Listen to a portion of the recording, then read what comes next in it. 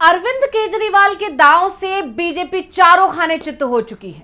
BJP सपने सजा रही थी केजरीवाल सरकार को गिराने के, लेकिन आखिरी वक्त पर केजरीवाल ने ऐसी चाल चली कि सारी बाजी ही पलट गई। केजरीवाल ने सीएम पद से इस्तीफा देकर सभी को चौंका दिया और अब दिल्ली के कमान आतिशी के हाथ में सौंपकर केजरीवाल चुनाव प्रचार में लग गए हैं और जब से जेल से बाहर आए हैं बीजेपी पर जमकर हमला बोल रहे हैं। लेकिन उनके ताजा बयान ने तो बीजेपी की चिंता और बढ़ा दी है, क्योंकि केजरीवाल ने आरएसएस और बीजेपी के बीच पड़ी खटपट का फायदा उठाने की कोशिश कर रही है। आखिर क्यों केजरीवाल के भाषण से बीजेपी के चेहरे का उड़ गया है रंग, इसी पर हम अपनी स्पेशल रिपोर्ट में करेंगे बात। नमस्कार, मैं हूं अंशिता। अरविंद केजरीवाल जमकर बीजेपी पर हमला बोल रहे हैं, यानी केजरीवाल का जेल से बाहर आना बीजेपी के लिए मुसीबत बन गया है। हालांकि इस बात के संकेत तभी मिल गए थे जब केजरीवाल ने जेल से बाहर निकलते ही कहा था कि जेल की दीवारों ने मेरे हौसले बुलंद कर दिए हैं। और इसके बाद केजरीवाल के सीएम पद से इस्तीफा देने वाले फैसले ने तो बीजेपी के होश ही उड़ा दिए।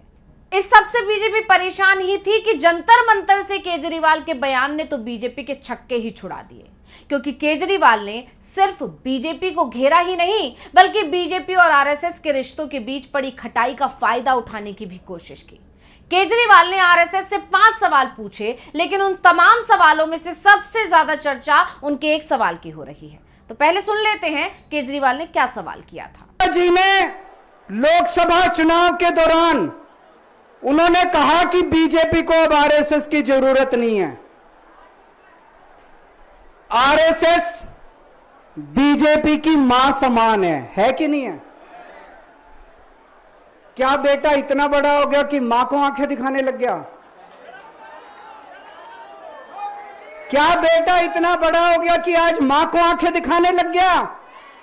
जिस बेटे को पाल पोस के बड़ा किया, जिस बेटे को प्रधानमंत्री बनाया, आज वो बेटा पलट के मां को अपनी आंखें दिखा रहा है। मातृतुल्य संस्था आरएसएस, आज वो बेटा अपनी मातृतुल्य संस्था को आंखें दिखा रहा है।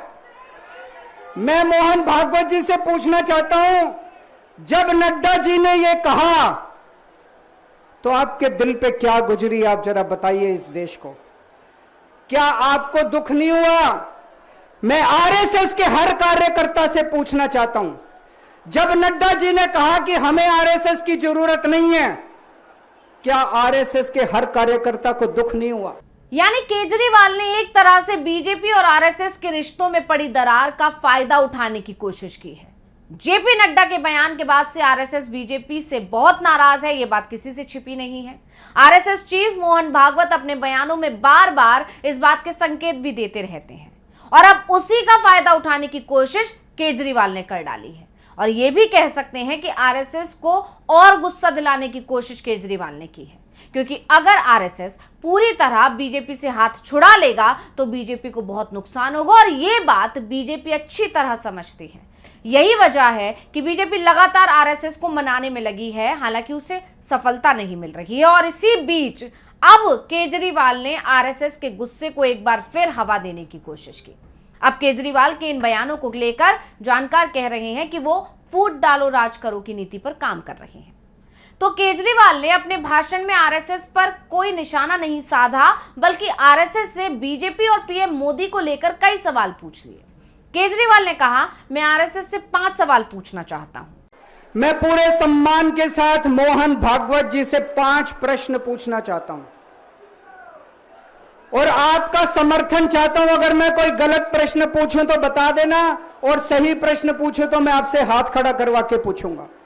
मेरा पहला प्रश्न है मोहन भागवत जी से, जिस तरह मोदी जी देश भर में लालच देके या ईडी और सीबीआई की धमकी देके डरा के दूसरी पार्टी के नेताओं को तोड़ रहे हैं, पार्टियां तोड़ रहे हैं, सरकारें गिरा रहे हैं, क्या यह देश के लिए सही है?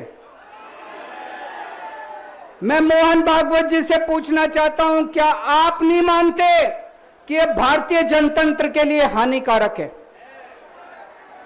पूछना चाहिए कि नहीं पूछना चाहिए मोहन भागवत जी से? केजरीवाल ने अपने बयान में आरएसएस और बीजेपी पर ही फोकस किया।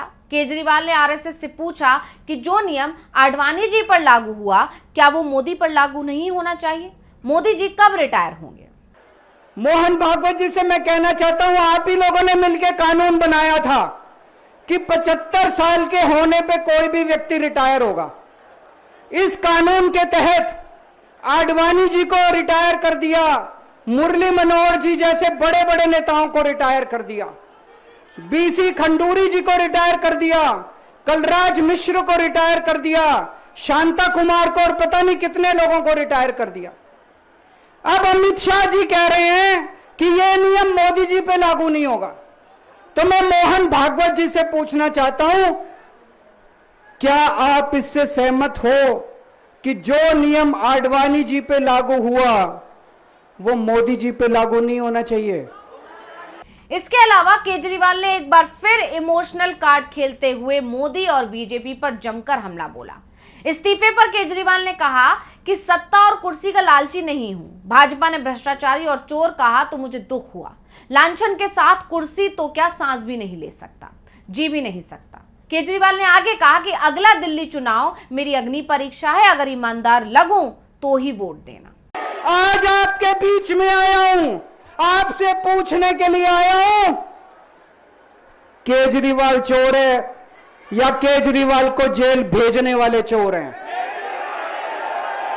जिन जिन लोगों को लगता है केजरीवाल ईमानदार है, हाथ खड़े करके बता दो जरा से।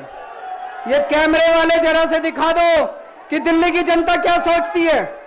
जिन जिन लोगों को लगता है कि मोदी जी ने केजरीवाल के खिलाफ गंदा राजनीतिक षड्यंत्र रचा था, जिन जिन लोगों को लगता है कि मोदी जी ने केजरीवाल के खिलाफ बहुत बुरा षड्यंत्र रचा था, हाथ खड़े कर दो सब लोग।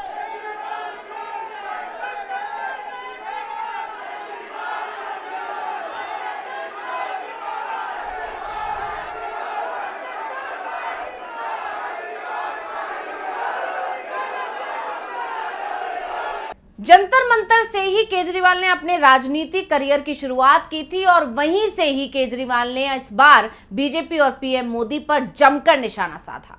उनके बयानों ने बीजेपी की टेंशन बढ़ा रखी है, लेकिन सबसे ज्यादा चर्चा केजरीवाल के फूट डालो राज करो वाली नीति की हो रही है। और केजरीवाल के इन बयानों से बीजेपी टेंशन में आ गई है, क्योंकि कई जानकार केजरीवाल के बयानों को लेकर ये कह रहे हैं कि उन्होंने आरएसएस की दुखती रग में हाथ रख दिया है। अब ये देखना होगा कि केजरीवाल ने दाव तो अच्छा चला है, लेकिन उनका ये दाव कितना कारगर साबित होता है, ये तो आने वाले चुनाव के जो नतीजे होंगे उसी में पता चलेगा। फिलहाल केजरीवाल ने आतिशी को अपनी कुर्सी सौंपकर बहुत बड़ा दाव चला है और अब खुद जुट गए हैं चुनाव प्रचार में। और चुनाव प्रचार में जिस तरह के वो बयान दे रहे हैं, जिस तरह से वो बीजेपी पर हमलावर हैं, उससे बीजेपी की चिंता बढ़ी हुई है। तो इस रिपोर्ट को लेकर आपका क्या कहना है, हमें कमेंट करके अपनी राय जरूर दीजिएगा। इसी के साथ मुझे दीजिए इजाजत। देखते रहिए DV लाइव। नमस्कार।